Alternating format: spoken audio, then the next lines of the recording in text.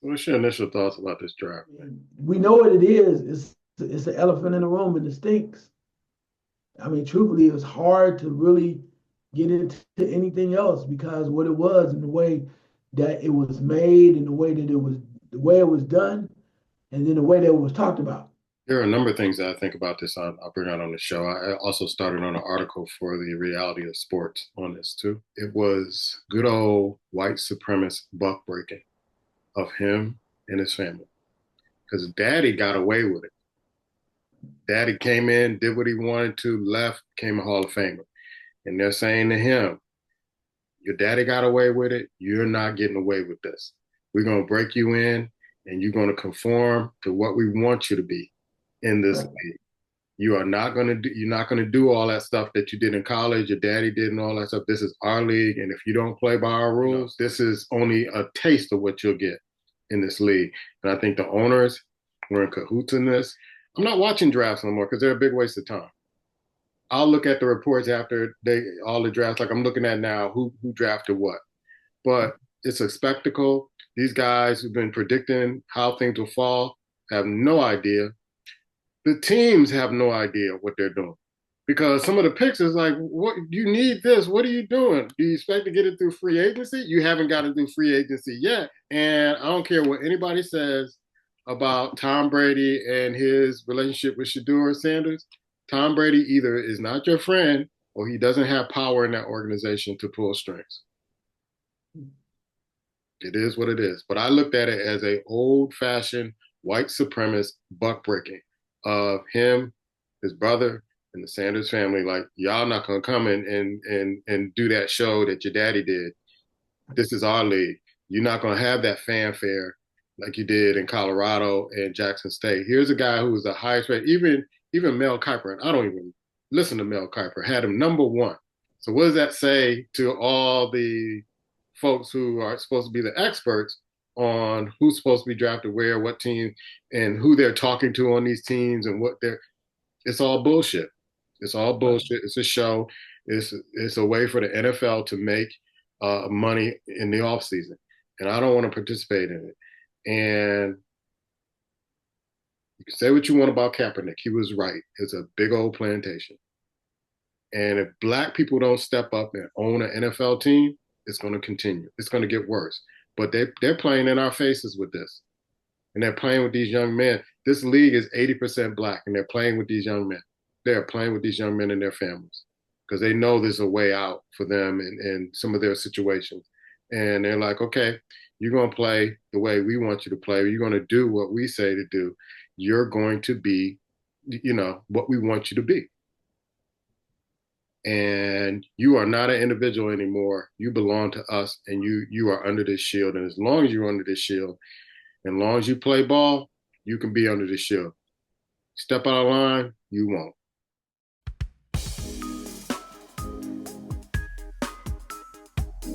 Welcome to the squad. It's Icewater and Puma. Do us a solid, like, comment, subscribe, and share our episodes right here on YouTube channel Chocolate 108.1 WYDL.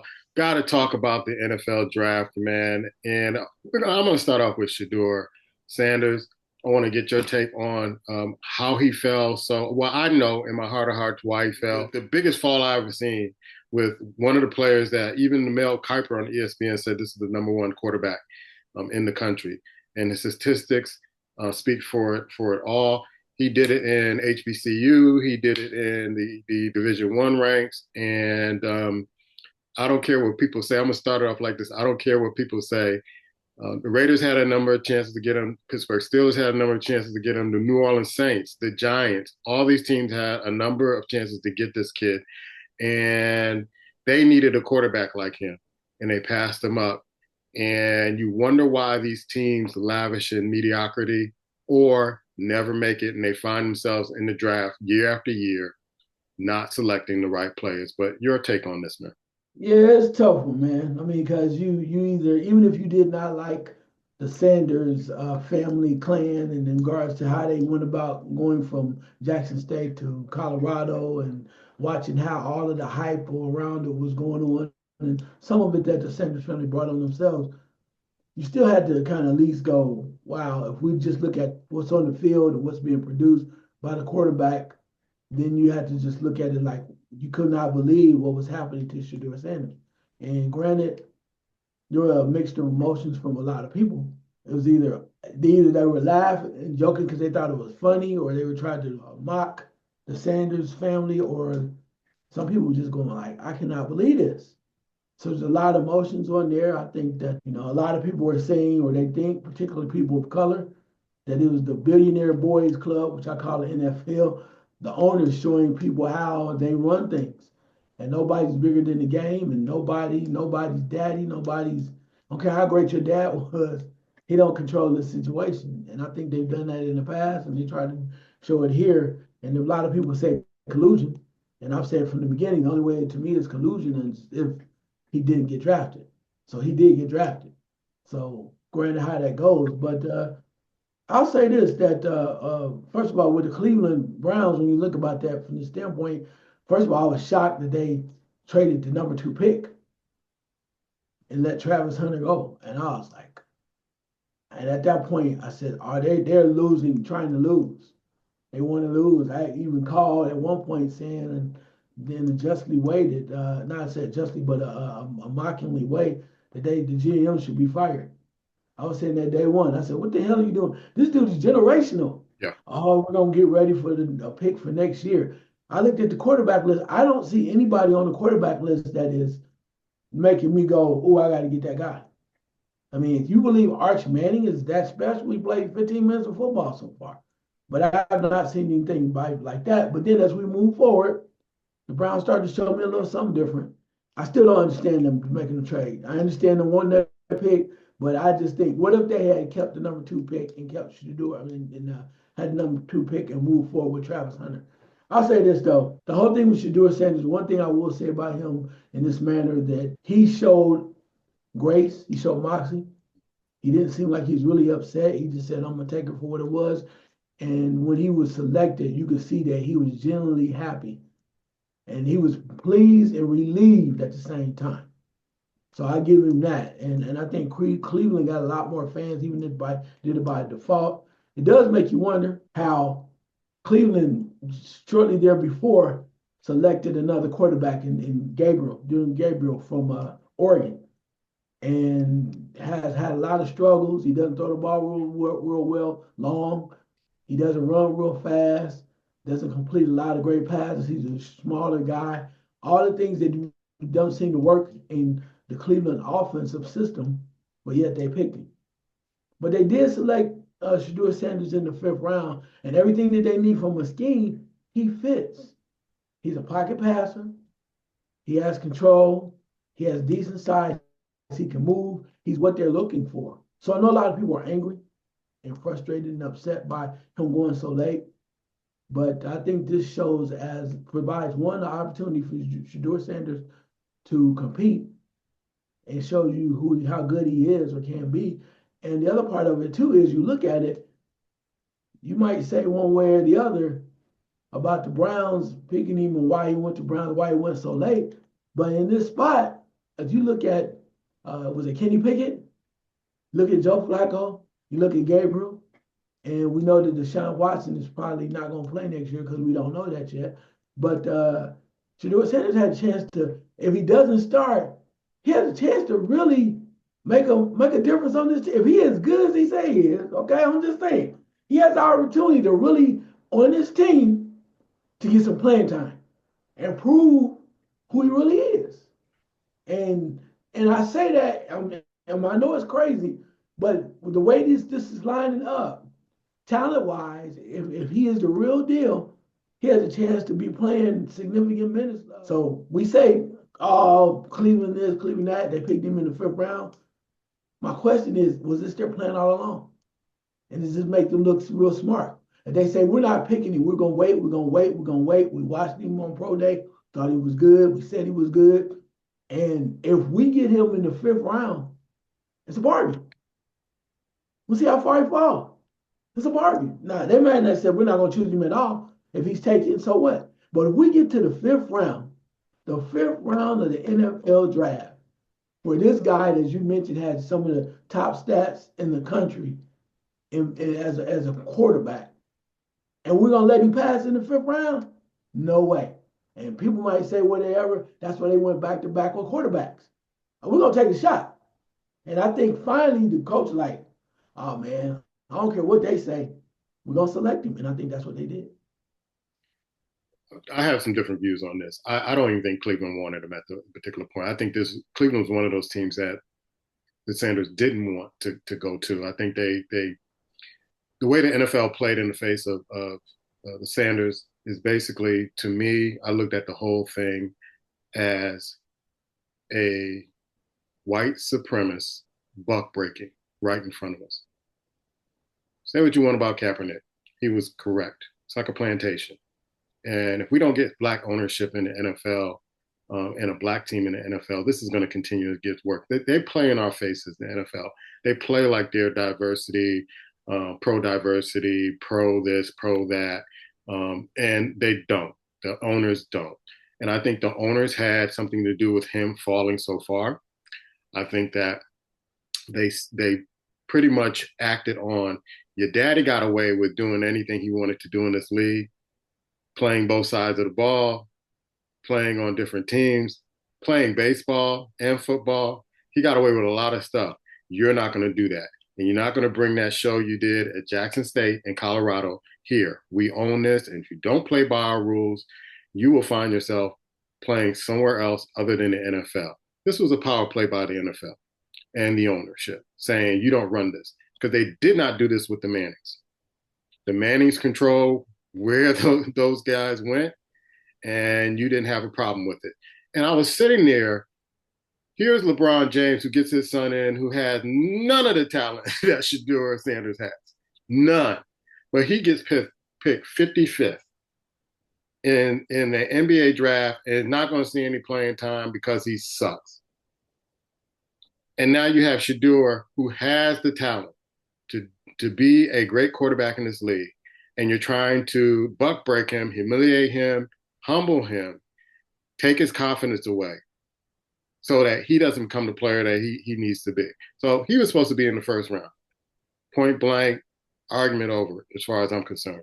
But you wanted to prove a point that you're not going to run this. You're not going to be the guy that you think you're going to be. You're not going to be waving your watches and all that and grandstanding and all that. Your daddy got away with that. You're not going to get away with that. And I think it was a way to humble Shedeur, but his brother and the Sanders family. You're not going to be doing those, shows on us and follow them around. You're not going to get the fanfare. You're not bringing that to this league. We are the shield. And if you don't play by our rules, you will find yourself out of this league. But it looked like Cleveland didn't even want him. I looked at the general manager and the coaches' faces, and they weren't happy about that pick. Maybe somebody higher up said, hey, we need to pick this. And also the Sanders family. Either Tom Brady is not your friend or he doesn't have the influence with the Las Vegas Raiders. Because we thought for sure, and all the pundits thought for sure that, hey, this is a project for Tom Brady. He can get this player in, and he's been working with him in college. So, yeah, this seems like a fit. The Pittsburgh Steelers, the Giants, they're picking everybody but this kid. So it's no wonder why teams find themselves getting higher picks every year, and teams are kind of just floundering in mediocrity. If that. Mediocre? No, they're not mediocre. They find themselves in this draft every year in the first round, and they're making bonehead picks. And they wonder why they're not winning Super Bowls. They're wondering why their fan base is, turning against them. They wonder why they missed the playoffs. They just wonder. And I wonder who's working in these front offices making these decisions. What are the scouts doing? We can do a better job in scouting players and and what the team needs than some of the bonehead decisions I'm seeing being made. So here's what I'm going to do from now on. Because one of my friends mentioned that this might have been associated with betting, keeping them in there so people will kind of look at the drama and look at the drama and look at the drama for all 3 days of the draft. Here's what I'm going to do, NFL. I'm not watching the draft. I'm not watching the draft. It's a big waste of time. And when all the sports stations start talking about the NFL picks. We're not in NFL season right now. I don't care. I don't care where you think who's going to go and who you talk to, because obviously you're not talking to anybody. You're making all this stuff up and where you think people are going to land because you have outside sources or inside sources that say that this player is going here or they're really good. Really, they really want this player, and you get a feeling. No, it's a big waste of time. It's a way for the NFL to continue to be relevant in the offseason and to make money too, because I'm pretty sure they made a lot of money keeping us in limbo on where Shedeur Sanders was going to go in the NFL. I'm pretty sure that Cleveland was not one of those teams, and I said it a couple of weeks ago, because Cleveland is a quarterback graveyard. It's a quarterback graveyard. They're going on 20 something, going to 30 quarterbacks that they ran through, and none of them have been successful. So they have 5 quarterbacks now. Well, maybe 4 with Deshaun Watson on the way out. But you got all these quarterbacks. You got all this talent you have on this team, and you're not going to make it anywhere. And I doubt if Shedeur Sanders will even make it on the field, based on the response I saw from the Cleveland Browns. And they in their press conference said, well, we were pretty tired. No, you see people jumping up and cheering. You see the Giants jumping up and cheering, getting a Dart, Jackson Dart. Never even heard of that guy from Ole Miss. They're jumping out like we got our guy. You didn't see that reaction. So congratulations to Cleveland. You got another quarterback to try to ruin. And congratulations to all the NFL. We wonder why the NFL and some of the teams stink the way they do. Now, I'll give you, some teams made some great picks and things that they need, but overall, it's just a mess. It's just a mess, and I'm getting away from draft shows completely, because I'd rather look at it on the screen like I'm looking at it now and find out who picked who, instead of going through the drama every year, hearing these boneheads on the telecast talk about, oh yeah, this is a great pick, and then the fighting going back and forth on why Shedeur Sanders isn't getting picked. We know why. We know why. Quit playing with it and say it. We know why he didn't get picked in the higher rounds, and they let him just languish in the fifth round, the 144th pick. Are you kidding me? There are 143 other players better than this guy. Let's not even go to that. Let's go the top 10 quarterbacks in college, that football last year. He wasn't better than all those quarterbacks that they picked before him. He wasn't. And then you got a nerve to pick another one, another Oregon quarterback in front of him in the 3rd round, and then go back and get him in the 5th round. Pick something else. Pick another receiver that you probably need. So I don't think Cleveland really wanted it. I really don't. I really don't. And this, just like Colin Kaepernick said, it's a plantation. It's a plantation, and folks can argue with me left and right and all this other stuff, but you got 80% of the workers on this plantation who are Black, and you want to control them because you own them while they are NFL products, period. And I agree with a lot of some of the stuff that you mentioned. And the Kaepernick thing, I understand that. I mean, I told you a few years ago that the whole point of it, in NFL controlling it the way they want to. But again, I told you my issue with the African American players is at having that 78 to 80%, they don't do anything with it. You talk about it. The gone are the days of the Gene Upshaws, right? When Gene Upshaw, could rally players to strike. African American players now know one thing about striking because of the money, and the owners know that. That's why they play the game that they're doing now. So they'll say, well, people get huffy and puffy right now. It doesn't matter, as you said, we're in April. Football's not going on. Not real football anyway, technically, right? In regards to NFL, people will get over it. And the training camps will start in June, July, like they do. And then sooner or later, the preseason game will come up, and everybody will do like they did before when they were talking about Kaepernick. They will move on. That's the sad part about it. I think that's really the sad part about it. They will move on. But like I said, though, I mean, I'm not giving Cleveland any credit. I just think that they had the opportunity to do some great things. If you look at when they picked up Kushan Jenkins, the running back out of Ohio State that transferred in. They got another running back. They did okay where they were at. But I'll say this, and I don't want to belabor this too long because we've been on it for a while. The reason why I'm glad that Shedeur Sanders went to Cleveland, and it might happen, even though it wasn't meant to be, or that was not their intentions. If he does show that he's capable of playing in the league and showing that he's better than a few people on that at that position, he will be beloved in Cleveland. He's already getting some of that love now for the way that he was treated. He will be beloved in Cleveland because the Cleveland fans love somebody that works hard and they love a winner. If he can come in and move that team or whatever, just show, hey, I belong to be here. They made a mistake. They thought they were trying to get me for cheap in the fifth round. And I'm showing you with little pizzazz. They will love him. So Cleveland might have made a mistake and end up turning this into a win-win for that young man.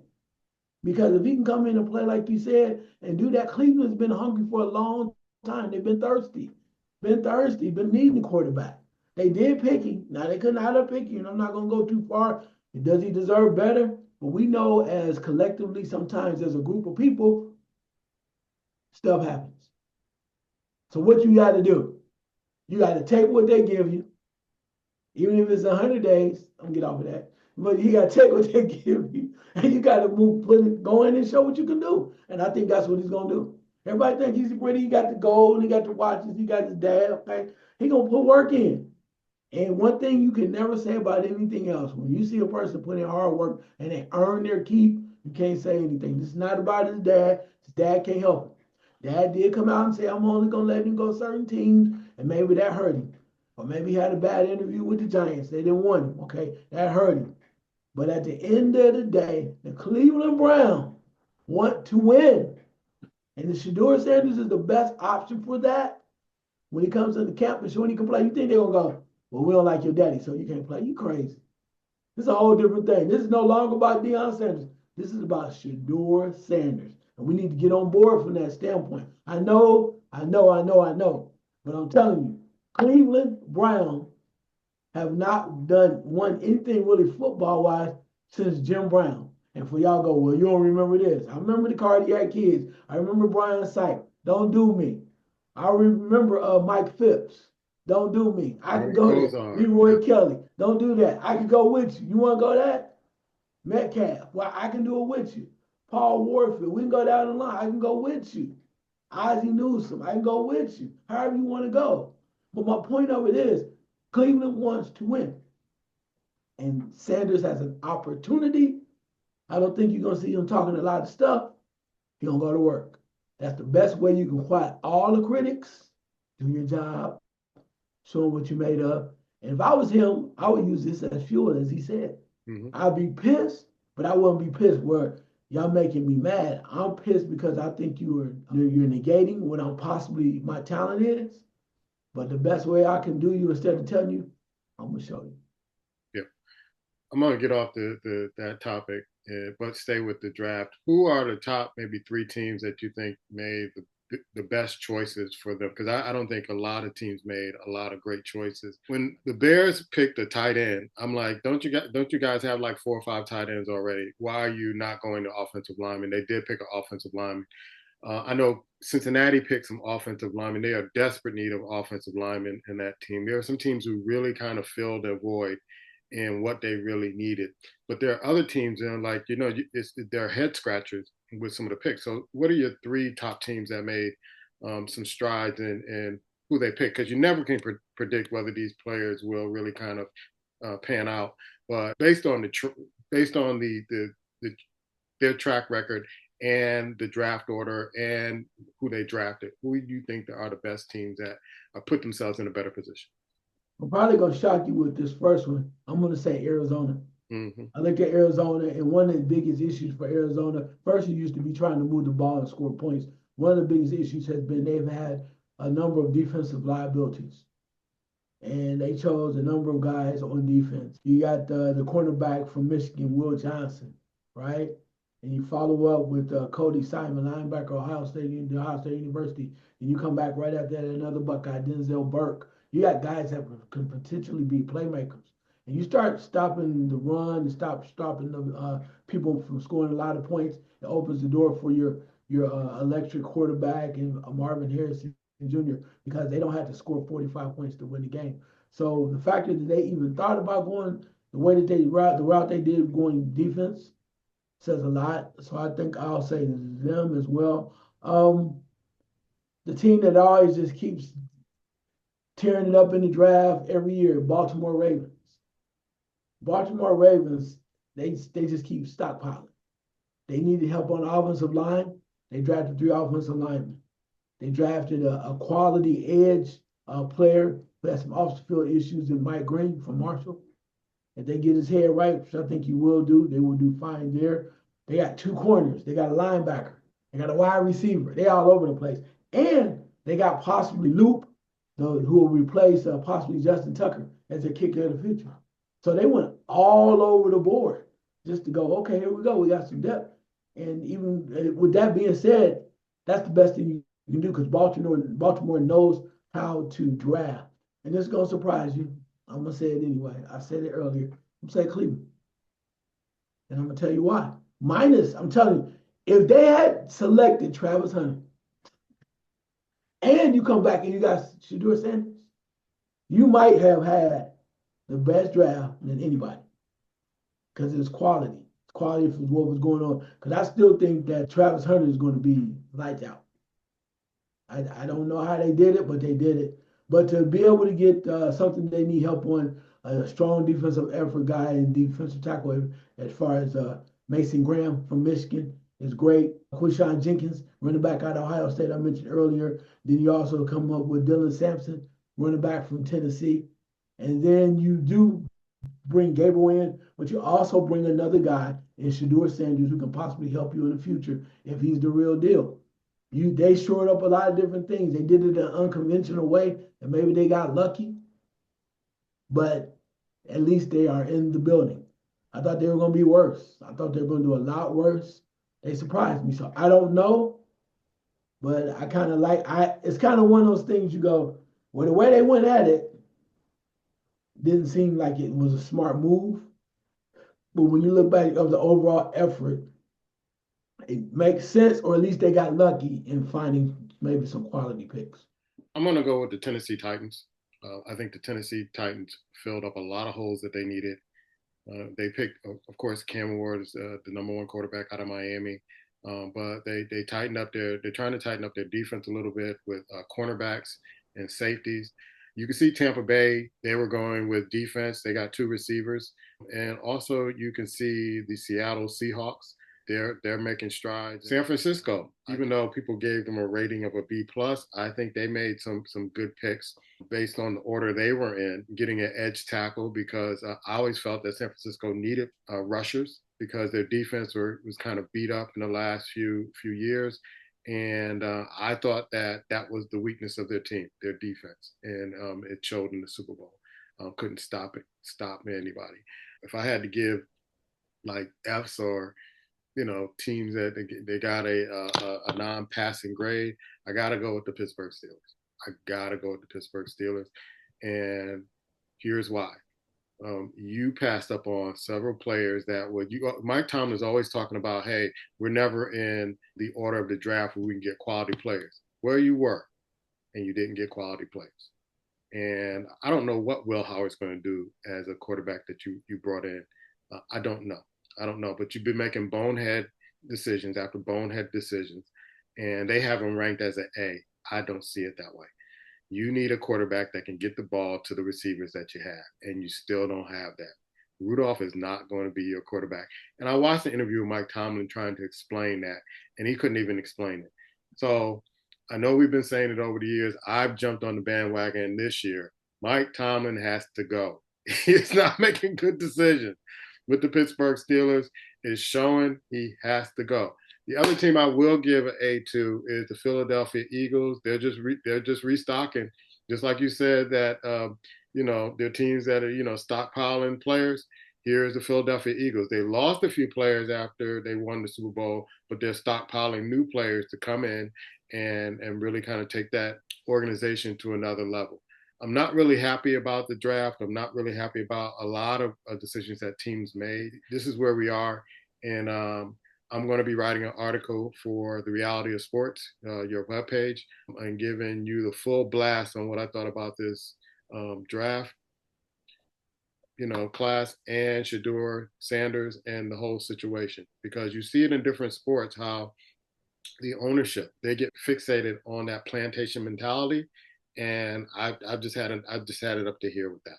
NBA basketball playoffs, and I know you're liking this time of year because the playoffs are heating up.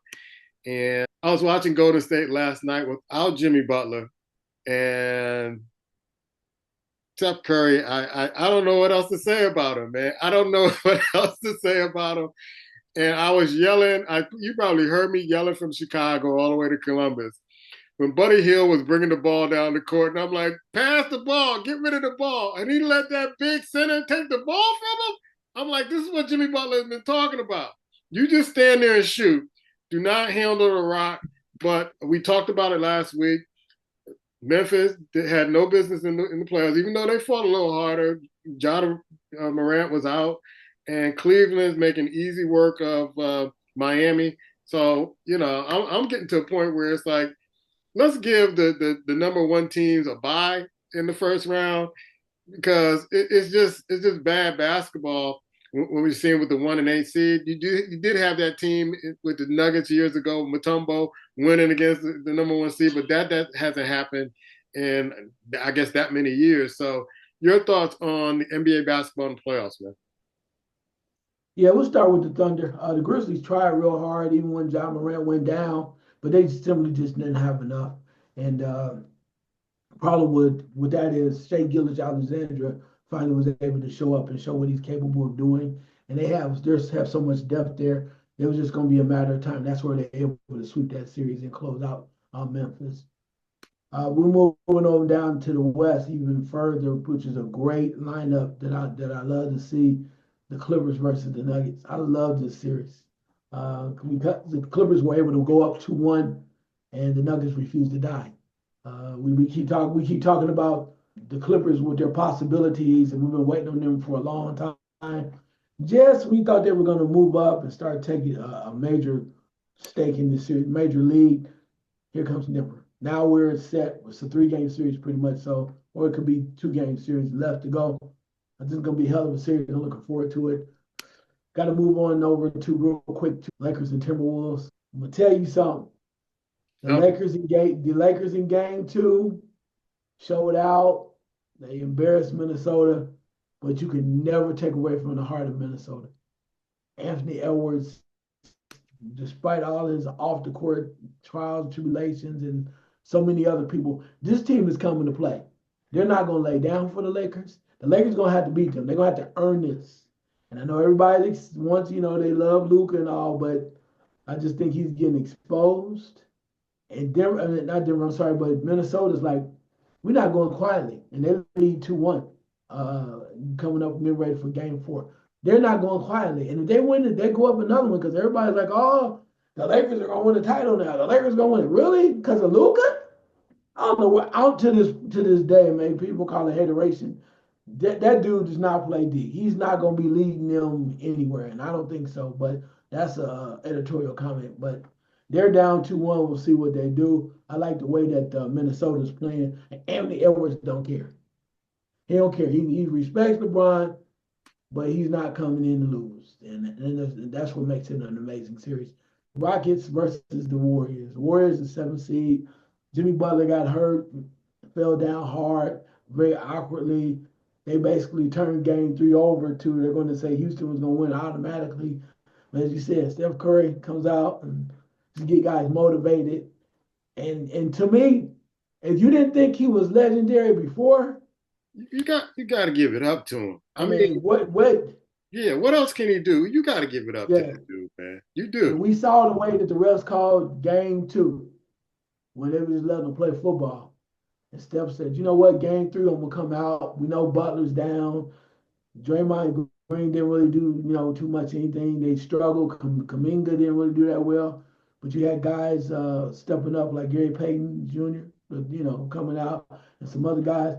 And Steph said, look, Steph said, I just need a little bit. And they helped him and he moved on. So they lead 2-1 in that series. I'm looking forward to the rest of it. I hope Jimmy Butler's back. I hope he's back game four.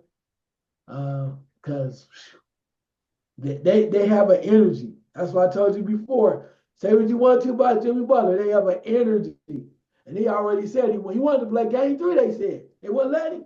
Yeah, He yeah, wanted I to heard start that. game three. Yep. And now you know if he can play game four. Woo! Cleveland leads 3-0, right? On the Eastern Yeah, Conference yeah, Final yeah. over the Heat. He just didn't have enough. The fact that they made it in at all says a lot about them, their wherewithal moving forward. Cavaliers with Coach Kenny Atkinson is just doing too much. He has to really move forward and on pace to make some things happen. Pacers and Bucks. I tell you what, you must give the Pacers some respect. They lead that series 2-1. And no, Giannis is Giannis. Giannis is one of the greatest players of all time. And Lillard's not doing well. Indiana has no fear. None. So it's going to take a special effort from Milwaukee to come back very quickly. Also, Pistons and Knicks. What a series. The Knicks lead that 2-1. Even if the Pistons don't win this series, this is going to really help them and drive them because they are not just glad to be there or making it that way, but they're literally competing. They're giving the Knicks all that they want. But I'm excited for this series. It'll be interesting to see how that works. And last but not least, we're going to look at Boston versus Orlando. Orlando's, they're fighters, they're feisty, they're young, but Boston are the defending champions. And even without Jason Tatum, they have a way to go. Even the younger teams or the teams that are not usually there, they're fighting. They're fighting. And I think that's going to help a lot of them down the road in the future.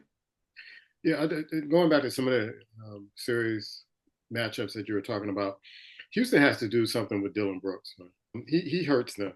He hurts them. And I watched that in the game last night, and he's just piling up fouls. He's not making smart plays, and you could see the coach trying to talk to him and get him back focused in the game, and he's just not there.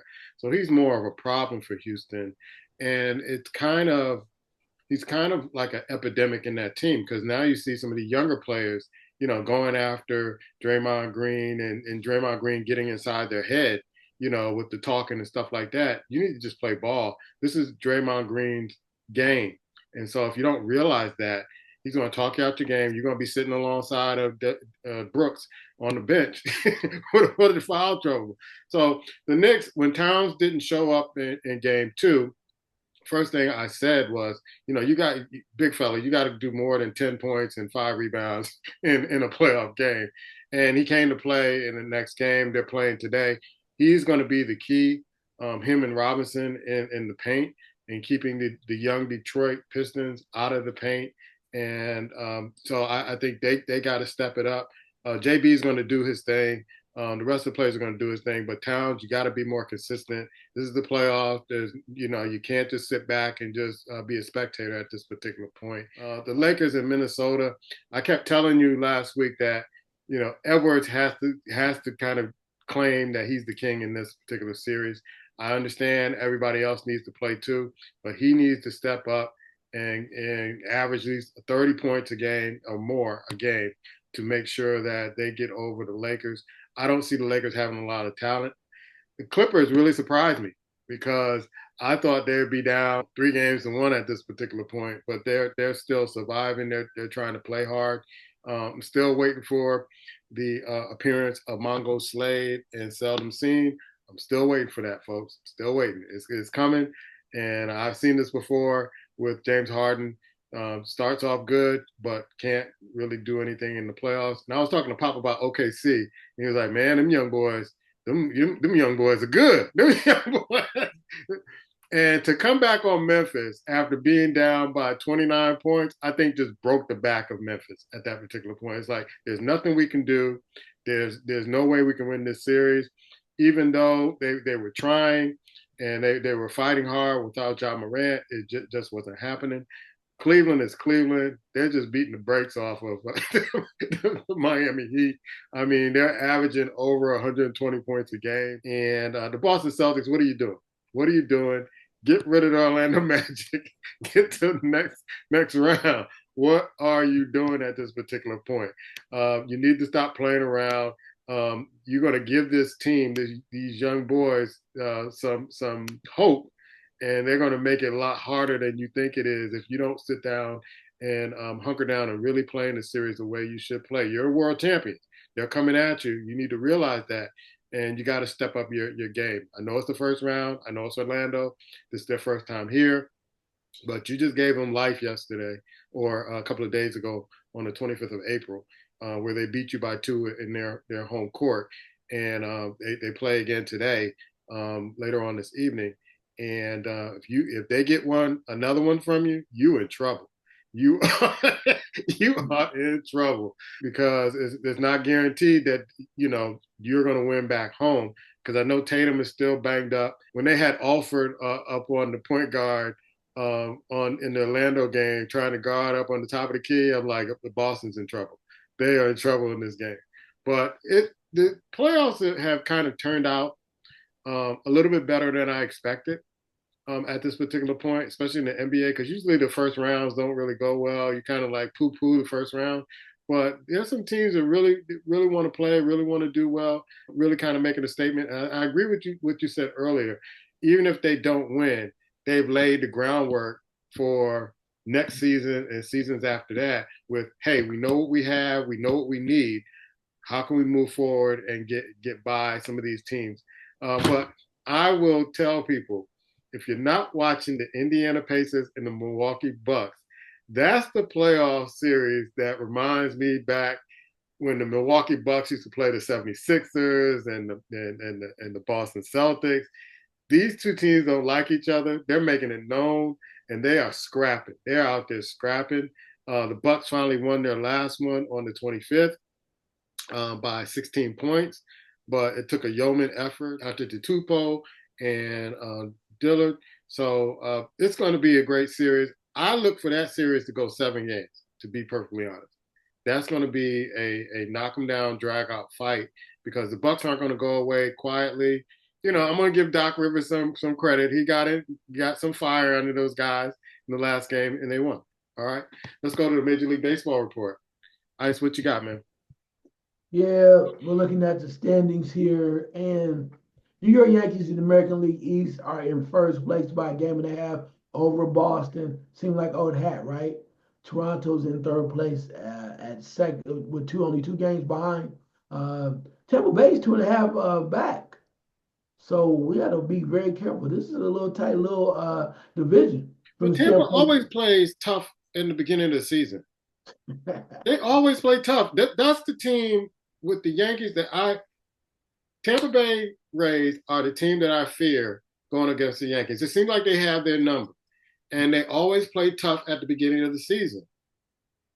But you have to continue on. That's the only problem. I Yeah. mean, now you mentioned Tampa Bay is 2.5 games out. They won 4 straight. So they have that capability, even though they're a small market team. In the American League Central, the Detroit Tigers lead that division by a game and a half over the Guardians.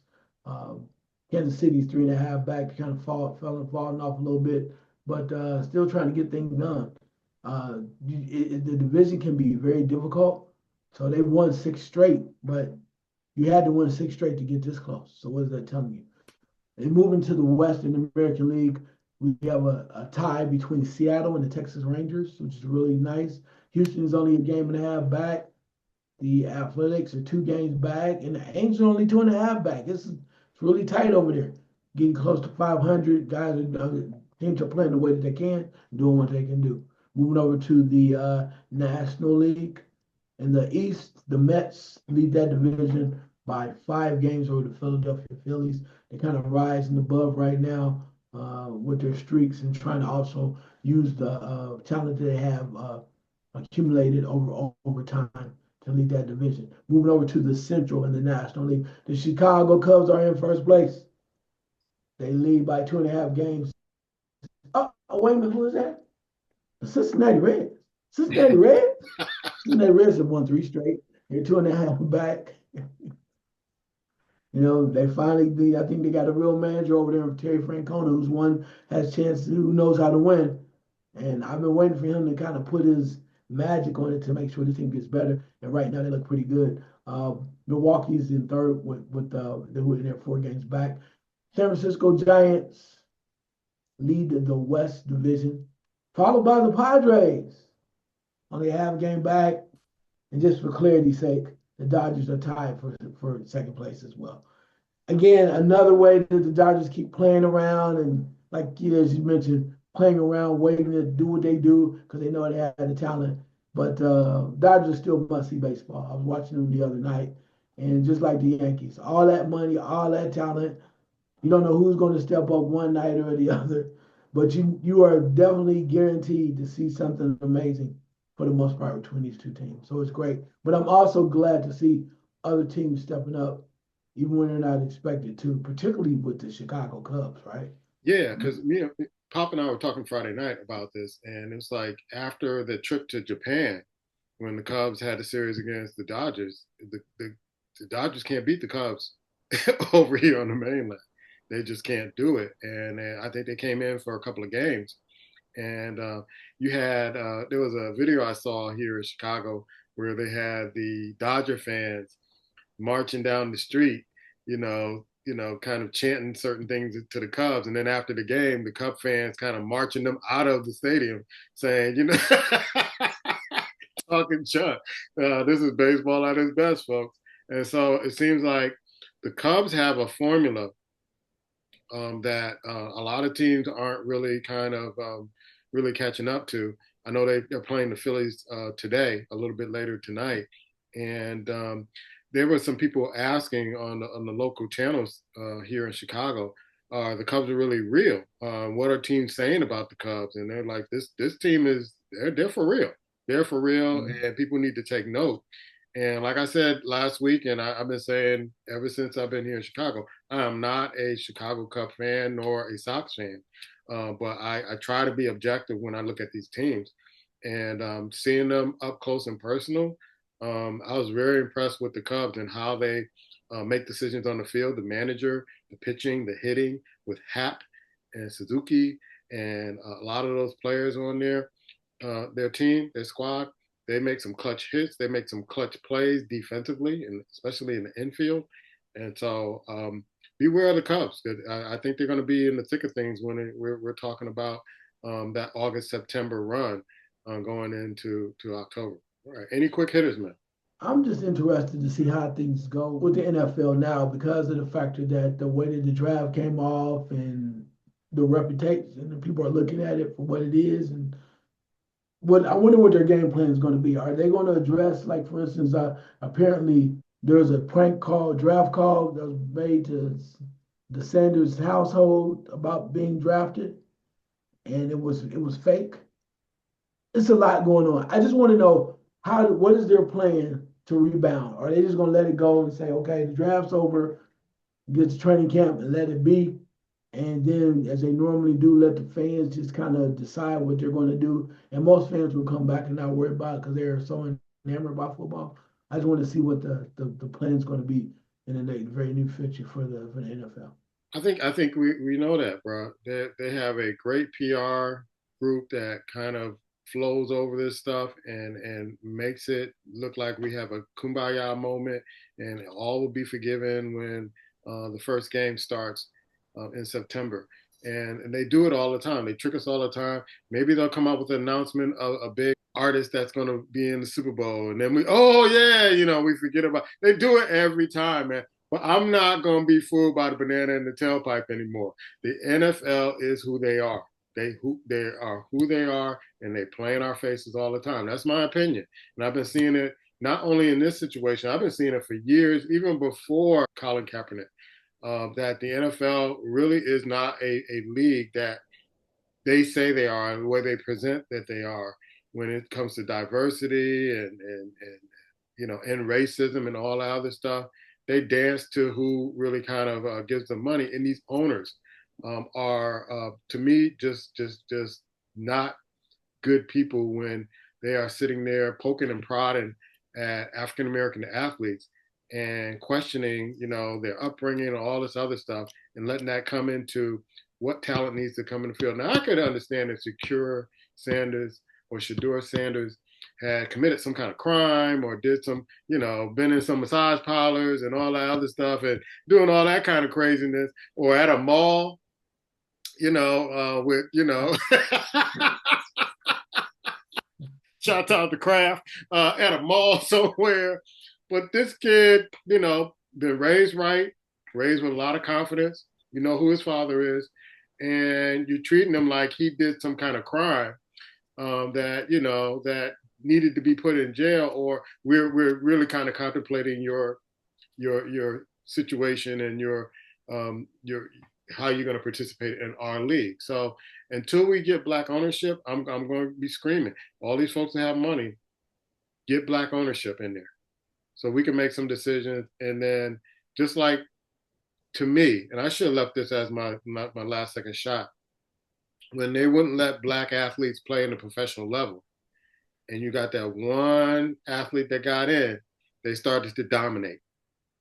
So I think this should happen in the ownership arena, with not only the NFL, but the NBA and Major League Baseball. Look what Magic Johnson, part ownership there. Look what he did with the Washington Commanders, part ownership, black ownership. To make these great decisions and have folks in the room that look like us, who are owners of the team, that say, hey, we need to get this guy and we have the influence to do it. What I've seen of Tom Brady, I don't know if it's in his contract where he can make decisions or he's influential, but if I was part of Sanders family, it's like, I ain't trusting that dude.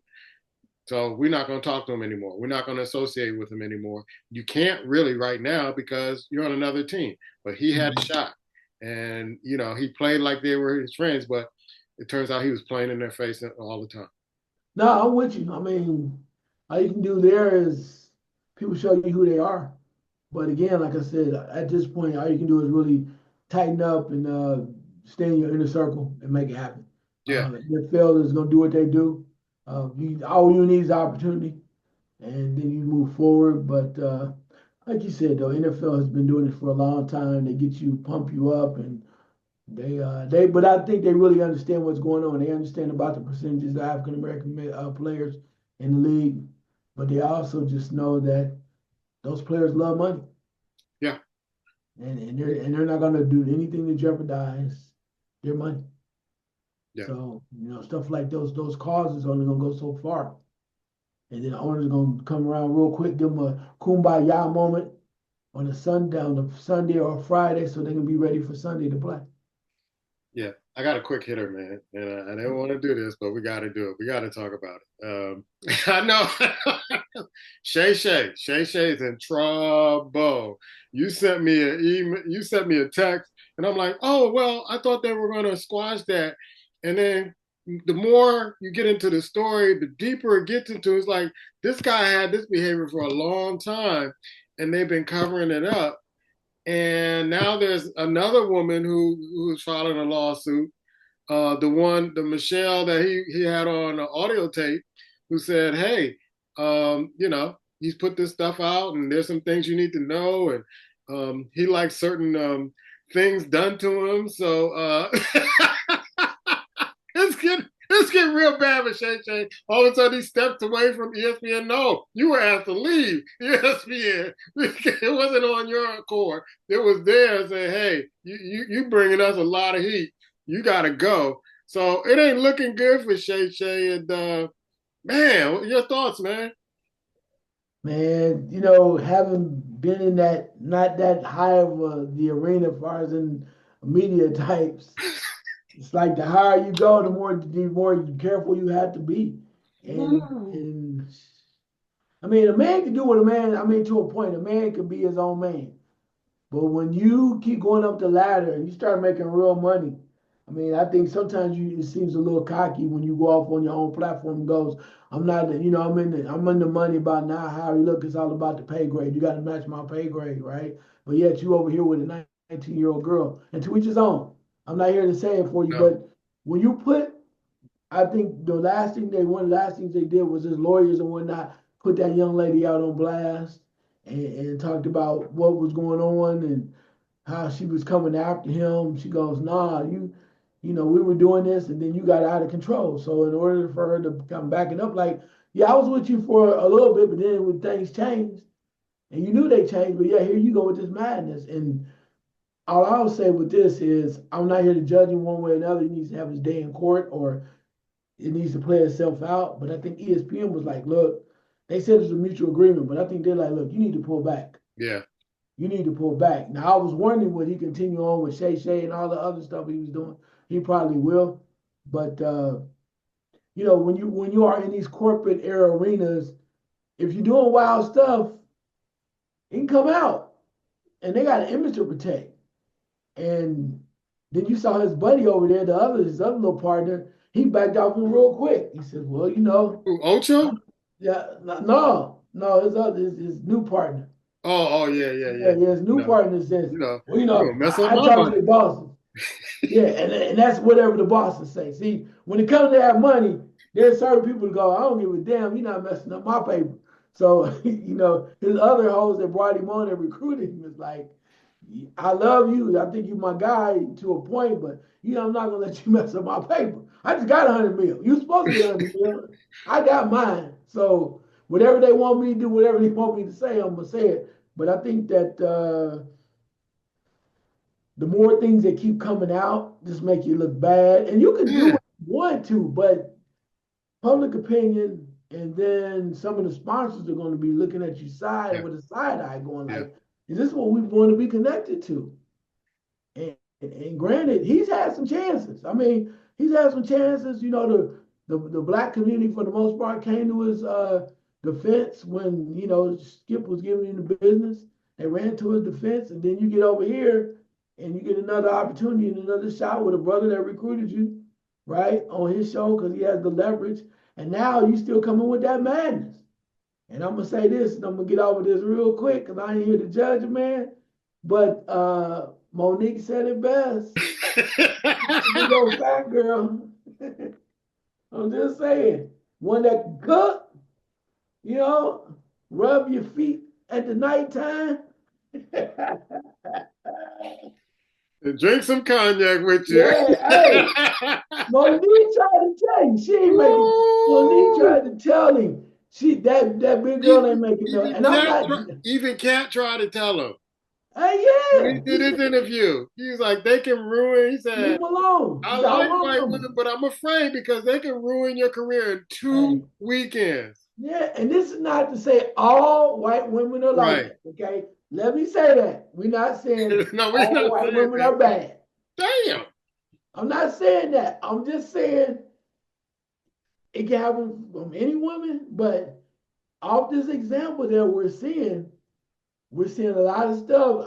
All I'm saying is if you are doing something behind closed doors that you do not want to be shown or be shared, you might want to watch how you go about your business because once they start looking, they open up all closet doors. Man, Yeah, I looked at tape of Jonathan, Jonathan Majors running down the street, being chased by a white woman. This happening. I'm a scared, Norton. I'm a scared, man. yeah. And again, this is not all white women, Yeah, but but these are some of the examples that we have. woo. And it makes you wonder. I mean, I don't know if she was considered white or not, but the Steve McNair situation. I mean, man, it is. I don't want to generalize this for all white women because there's some good white women out there. So let me say that first of all. I'm not that dude. I'm not tripping like that. I But ain't we that just way, talk but about I'm certain. scared. We talk about certain individuals, and I guess my last point on this is I don't know how because I'm not here to judge anybody. I'm just talking because it's out there like everybody else. I just don't know how, and maybe I'm different. Maybe I'm shallow like that. But I just don't understand how, as a man, you put yourself in a position where you feel like you're on top of the world and affect your paper. When Man, you when you are accustomed to a certain lifestyle, because you think about all the brands that Shannon is connected to, from the cognac to the Black and Miles to whatever else he's connected with. to the You are representing anything you want. to the Yes, pills. yeah, you got everything. You got the best of both worlds. You got everything at your disposal. But yet you're so caught on this and being so condescending and trying to prove a point of dominance, dude. I was like, look, and then two, we come back to say you allegedly were working out a deal to try to silence this woman before it Yeah, got 10 out. million. 10 million. Yes. So I don't know. I mean, they had to make that decision. I don't know if he'll be back. I just want to know if he's removed from ESPN, will he continue on his Shay masquerade? I don't know. I think those sponsors will pull out, man. Will the cognac still be his cognac? I don't know. But there's a show called Naked and Afraid. I think we should start a show called Single and Scared.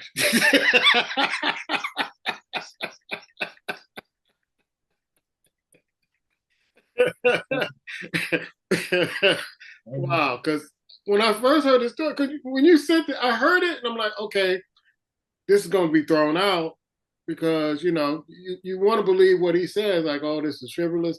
Here's what I really want Black people to stop doing: stop making judgments before you get all the evidence, because they're like, oh man, they're trying to railroad Shay. We don't know him. We don't know these people. Hey, let the evidence come out. Like they say about some of them, if them tapes is real, it don't look good, doctor. No, it don't look good at all, doctor. And I know they talk about she illegally taped him, and somebody probably told her what to do, but yep. It don't look good, Governor. When you and she's an OnlyFans. She does OnlyFans. Oh. And she was 19 when he met her. And like the girl said, Shannon, you just can't do it. You just can't do it. But he over there. He must have knew something. He must have knew something. Oh man. So hey, you like it. I love it. But there are consequences. Jeez. All right, bro. What's your last second shot? I think that was both our last second shot. Now, I don't mean to laugh at him, but it's like sometimes you just have to humble yourself and say, you know what? I can't do what other people do. Because I think, I'm going to speak for Black people. We live in a society where we're not looked at favorably. And we think when we get money and some status, we can act the same way where other people will get away with it. We're not going to get away with it. I look at a powerful figure in politics, Adam Clayton Powell, who was doing the same exact things that his counterparts were doing. But as soon as they wanted to jam him up, they jammed him up saying, oh, you're taking these trips, you're doing this, you're messing with this, you're doing all this other stuff. And they jammed him up. And I'm not saying that, with some of our Black podcasters and all that, fellow podcasters, that this is not a way to jam them up, but we got to be real careful on putting ourselves in a situation where this could be our fate at this particular time, because Shannon was hot for a while with his show on ESPN, but they're saying he was doing this stuff when he was at Fox, but we were so whipped up into him and Skip that we forgot about what he was doing. He was doing this stuff when he was a Denver Bronco, so it's like all this stuff is coming back out, and don't put yourself in a position where, like Ice keeps saying, where if you're doing stuff behind closed doors, that will eventually come out. But man, I feel bad for him. But man, one of my former students used to always say this, and I'm gonna give him credit for it. Jamal used to always say, "Man, you gotta watch your setup. You gotta watch your setup." And Shay, you gotta watch your setup, man. Gotta watch your setup. Hopefully, you can bounce back from this, because I do enjoy some of the things that he does, and I don't know what Ocho's going to do now. I don't know if they're going to do that. I think that show was on Vice TV. The Nightcap or something like that. And you were rolling, bro. You were rolling, and then all of a sudden, you put yourself in this particular situation. It reminds me of Kobe Bryant too, when he got into a situation, and then they had to do a marketing kind of miracle to get him to where he is now, even after death. They speak of reverence of him, to the point where Gayle King tried to, play that card against, with old girl from the LA Sparks at the time in an interview after he passed away. And she was like, oh, no, we're not doing that. We're not there, where people were defending him because he had, made amends for all that stuff that he did. But maybe he has to do that. I don't know.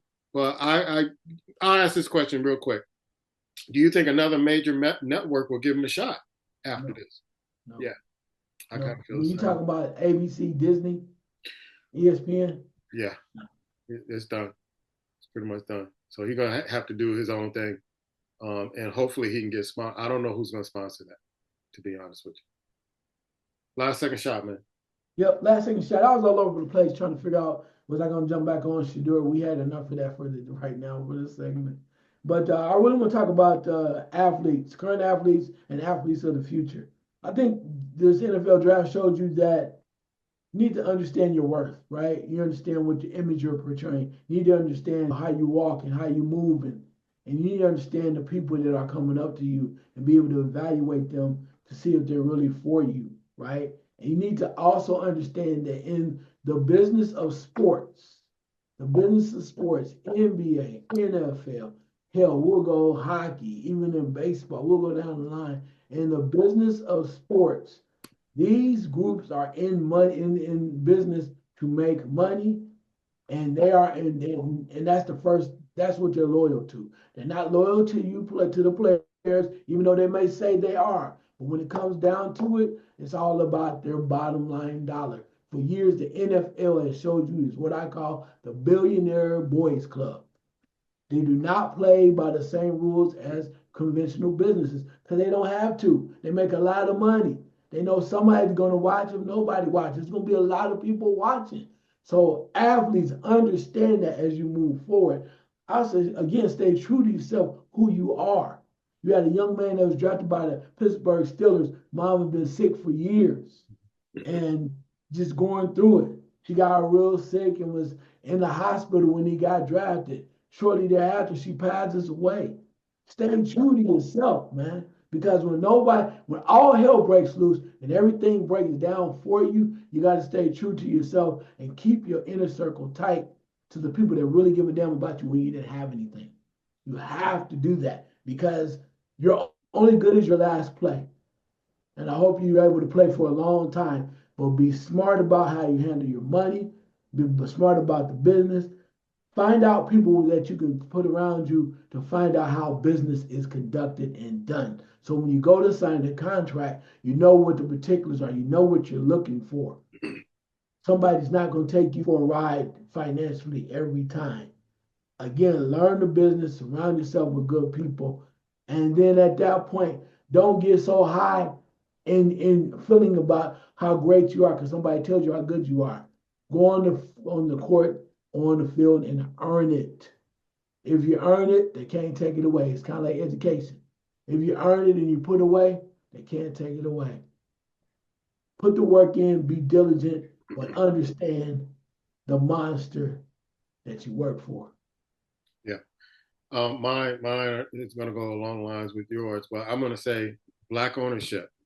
Stop showing me how many cars you have, how many houses you have, the lavish lifestyle you live. Own franchises, own teams. You were complaining. I heard a lot of people of color complaining about what was done to Sanders. If we have ownership, that can't be done to. That can't be done to future athletes coming along. And I would say to the athletes, play the game, don't get played. Play the game and don't get played. They want their money. This is your ways to get your money, means to an end. Get your money, treat it like a business, play the game, and don't get played. That's our show. We'll see you next week.